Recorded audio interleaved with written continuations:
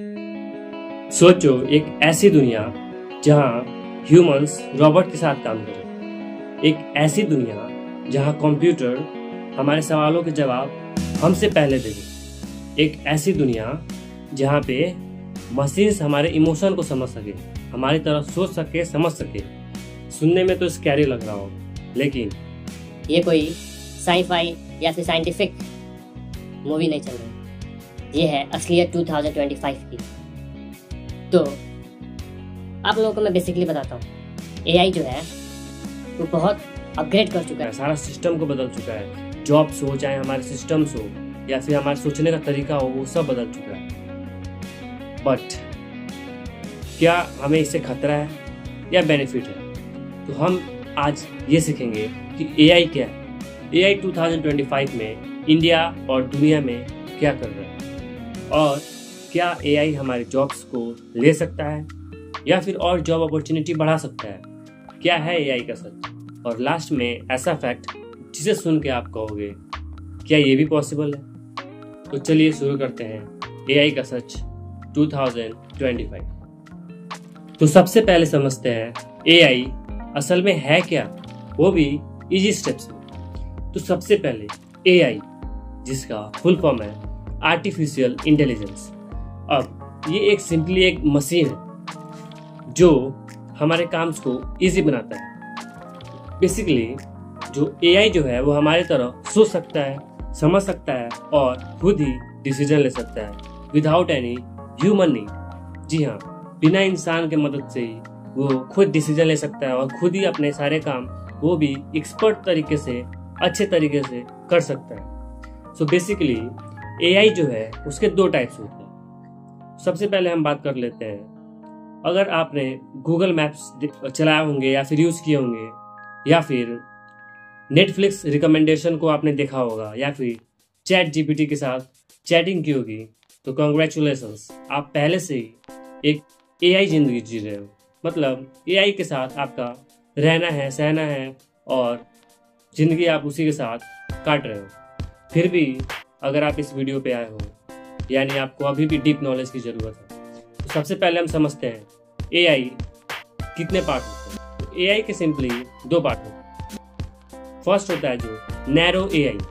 Narrow AI मतलब कोई ऐसा एक एआई जो किसी एक फील्ड में मास्टर हो, जैसे एलेक्सा हो गया, ठीक है। वैसे ही एक और होता है, वो सेकंड पार्ट जो है वो है जनरल एआई। इस पे अभी काम चल रहा है, डेवलपमेंट चल रहा है, अभी स्टिल जो है अभी डेवलपमेंट पे है, जो कि फ्यूचर गोल के लिए। अब इसका जो काम होता है वो इंसान की तरह सोच सकता है, समझ सकता है, या फिर हम सिंपली कहें एक शब्दों में, एक ये एआई ब्रेन है जो ह्यूमन से भी एक्सपर्ट है और सारे काम कर सकता है, सभी फील्डों में एक्सपर्ट है। बस ये ह्यूमन की तरह सिलिकॉन सेल से नहीं बना, बल्कि चिप से बना। सो बेसिकली एआई एक टूल है जो आजकल हम यूज करते हैं, जैसे चैट जीपीटी हो गया या फिर कुछ और चीज हो गया, वो एक टूल है, एक टूल टाइप में यूज करते हैं। जैसे कि जब पहले कैलकुलेटर नहीं हुआ करता था तो हमें कैलकुलेशन कैसे करते थे, कॉपी से, पेन से और हैंड के यूज से या फिर माइंड के यूज से सिंपली। बट जब से कैलकुलेटर आया तब से काम इजी हो गया। तो ऐसे एक एआई अभी के समय में एआई ऐसा ही है, वो एक टूल है।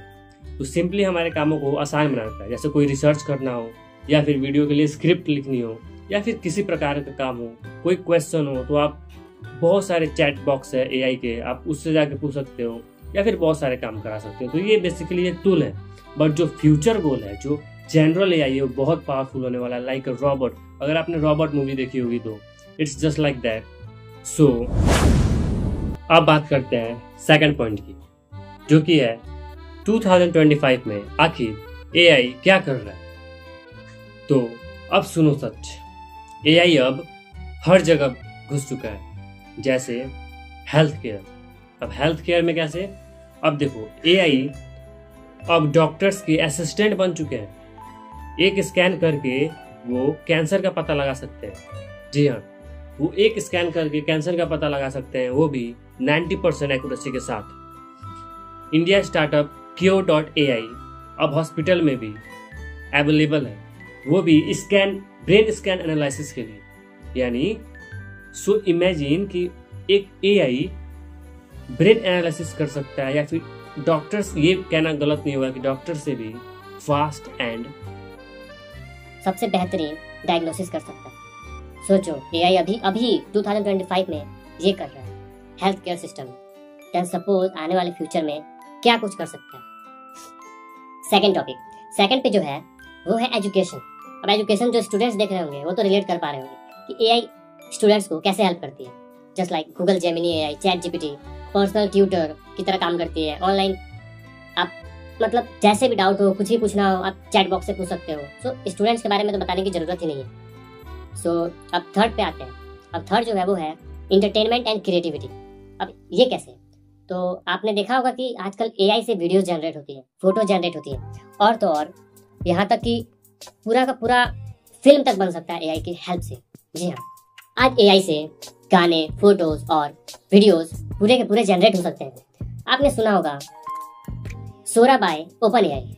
ये टेक्स्ट से सीधा टेक्स्ट, सिर्फ आपको टेक्स्ट करना है और सीधा ये वीडियो जनरेट कर देगा। है ना अमेजिंग बात? बॉलीवुड में भी डीप फेक एक्टर्स यूज हो रहा है एड में। मतलब एक्टर बिजी हो तो एआई उसे रिप्लेस कर सकता है।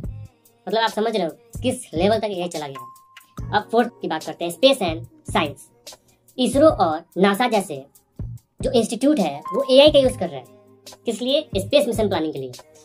जैसे चंद्रयान और आदित्य मिशन के रूट ऑप्टिमाइजेशन में भी एआई का यूज हो रहा है। इमेजिन एआई जो है वो स्पेस में पहुंच चुका है, समझ सकते हो। अब फिफ्थ जो है वो है सिक्योरिटी एंड गवर्नमेंट। एआई से अब स्मार्ट सिटीज में in India and also China में तो बहुत डेवलप हो चुका है, और चाइना में बहुत पहले से यूज भी हो रहा है। वो ट्रैफिक कंट्रोल होता है उससे, और फेस रिकॉग्नाइज से मिसिंग पर्सन को ढूंढा जा सकता है।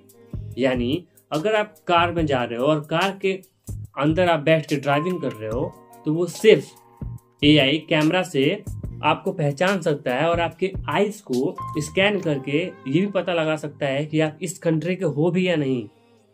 यानी ये सिक्योरिटी के मामले में तो एकदम जबरदस्त है, और इंसान से कहीं बेहतर, बिल्कुल आप समझ सकते हो। सो एआई सिर्फ एक मशीन नहीं है, वो पूरी दुनिया का बेस चेंज कर चुका है। और आने वाले जनरेशन में क्या हो सकता है आप इमेजिन भी नहीं कर सकते। अब बढ़ते हैं थर्ड टॉपिक की तरफ। थर्ड टॉपिक, सो हमारा थर्ड टॉपिक है जॉब्स का सच। आप लोगों को एआई के बारे में इतनी सब चीजें पता चल गई होगी, तो आप लोगों के मन में ये डर तो जरूर होगा कि क्या जॉब्स मिलेंगे भी कि नहीं, क्या जॉब्स का सच क्या है। तो अब ये बात सुन के एक सवाल दिमाग में तो आना निश्चित है, तो भाई क्या एआई हम लोगों का जॉब्स खा जाएगा? तो सच ये है हाँ और ना दोनों। अब कौन से जॉब्स खाएगा? तो जॉब्स जैसे जो बोरिंग हो, जैसे डाटा एंट्री, या फिर जो रिपीटिशन वाला हो, जैसे लिटिल कोडिंग वगैरह, या फिर इंटरमीडिएट कोडिंग वगैरह, या फिर कस्टमर सपोर्ट से जो हम लोग बात करते थे, वो सब सिस्टम जो है वो एआई पूरी तरह से रिप्लेस कर चुका है। करेगा नहीं, कर चुका है ऑलरेडी। अब देखो, लेकिन नए जॉब अपॉर्चुनिटीज़ भी मिलेंगी, और वो भी हाई डिमांड और हाई वैल्यू के साथ। देखो, जैसे कंप्यूटर और इंटरनेट आया था तो कैसे सभी चीज़ें ऑनलाइन हो चुकी थी, तो हम लोगों को लगा अब हमारी जॉब्स चली जाएंगी, लेकिन कितनी नई अपॉर्चुनिटीज़ आई और कितने लोगों को एम्प्लॉयमेंट मिला, और वो भी अच्छी सैलरीज के साथ। इसी के साथ एआई आया है, तो वो भी हाई डिमांड में आने वाला है।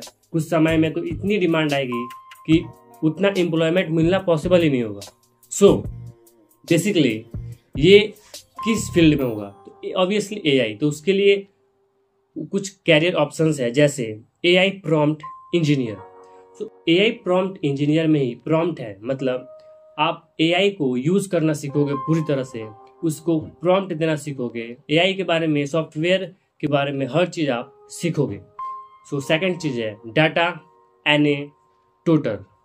ओके, सो जो डाटा एनोटेटर जो है वो भी एक एआई में, अगर आपको अपना कैरियर बनाना है तो ये भी आप सीख सकते हो। थर्ड जो है वो है एआई एथिकल टेस्टर। ठीक है, फोर्थ जो है वो है ऑटोमेटिक डिजाइनर। और जो बिग लेवल पे है, जो मेरे को पता है, जो कि आपको मिलियंस में आप अर्न कर सकते हो पर ईयर, वो है एआई इंजीनियर। जो मेरे को पर्सनली पता है, जो रिसर्च के द्वारा ऐसा पता है, AI engineer which is basically AI and ML. Okay, मतलब machine learning and artificial intelligent. And जो सेकंड चीज मैं बता रहा हूँ वो है एआई रिसर्चर। इस वक्त इतना क्रेज है इसका और इतना आने वाला डिमांड है इसका, but it's not easy to be on AI researcher. उसके लिए आप लोगों को बैचलर्स डिग्री करनी होगी, पीएचडी करना होगा, मास्टर्स करना होगा, उसके बाद कुछ रिसर्च करके कुछ खोजना होगा, उसके बाद आप लोगों को लैब मिलता है, तब आप जाके एक एआई रिसर्च साइंटिस्ट बनते हैं। और तो और आप जनरलिस्ट एआई भी बन सकते हैं।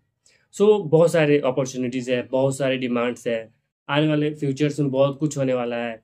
जस्ट लाइक रोबोट्स जो बहुत फेमिलियर हो जाएंगे। नॉर्मल रोबोट्स तो आजकल हर जगह हैं, बट जो हाईटेक एडवांस्ड जो रोबोट्स आने वाले हैं उनका कोई जवाब नहीं होगा। और आने वाली जो जनरेशन है टेक्नोलॉजी में बहुत ज़्यादा आगे जाने वाली है। सो लास्ट में मेरा कुछ सजेशंस रहेगा, जो कि ये है कि आप लोग एआई को लेके डरना सॉल्यूशन नहीं है, क्योंकि फ्यूचर उनका है। हमेशा याद रखिएगा, फ्यूचर उनका है जो मशीन के साथ अपने को कनेक्ट कर ले, जो नई चीज़ें आ रही है, अपग्रेड आ रहा है, अपडेट आ रहा है, खुद को भी अपग्रेड कर लिया, अपडेट कर लिया, नई चीज़ें सीख लिया, तो आप इरिप्लेसेबल हो। क्योंकि एआई हो या कुछ भी हो, is made by humans and no one is more intelligent than humans. So basically अगर आप इंटरमीडिएट नॉलेज रखोगे, मीडिएट नॉलेज रखोगे, तो ऑब्वियस सी बात है आप लोगों को कोई भी जॉब्स नहीं मिलेंगी, क्योंकि एआई उसे रिप्लेस कर चुका है। सो आप लोगों को स्किल्स पे फोकस करना है। जितना जितना हो सके आप स्किल्स डेवलप करो, अभी से सीखना स्टार्ट कर दो। और जो सॉफ्टवेयर इंजीनियर्स जो हैं, जो अभी आप सोच रहे होगे तो अब तो सॉफ्टवेयर इंजीनियर्स का कोई यूज़ नहीं, अब जो सॉफ्टवेयर इंजीनियर्स जो हैं वो अपने आप को अपग्रेड कर चुके होंगे, एआई यूज़ करना सीख चुके होंगे, उनके लिए कोई बड़ी बात नहीं है, क्योंकि उनका बेस एंड इंटरमीडिएट एडवांस सब ठीक है, बस एआई उनको सीखना था। बट अगर आप अभी से ही सीखना स्टार्ट कर दोगे तो सोचो आप किस लेवल पे चले जाओगे। एंड कुछ एग्जाम्स हैं जैसे आईआईटी, इंडिया में अभी आईआईटी में अभी बहुत कम ही एआई के बारे में सिखाया जा रहा है। 25 सीट्स ही है। अब सोचो उतने लोगों में 25 सीट्स, मतलब ये किसी काम का नहीं होने वाला है। मतलब 25 लोग ही सिर्फ एआई सीख पाएंगे और बाकी के लोग नहीं सीख पाएंगे। ऐसे ही उसमें जॉब अपॉर्चुनिटी 70% ही होता है। सो बेसिकली आप स्किल पे ध्यान दो, ना कि किसी और चीज़ पे और डिग्री पे। और एआई का यूज़ करो। एआई के यूज़ से आप हेल्प ले सकते हो किसी भी चीज़ के बारे में, नॉलेज के लिए, डीप रिसर्च के लिए।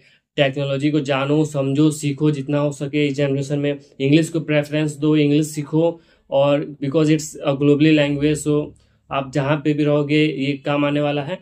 सो ये है पार्ट 1। अगर आपको इसका पार्ट 2 चाहिए, which is human brain V S artificial brain, मतलब ह्यूमन वीएस एआई, सो ये बहुत इंटरेस्टिंग टॉपिक होने वाला है।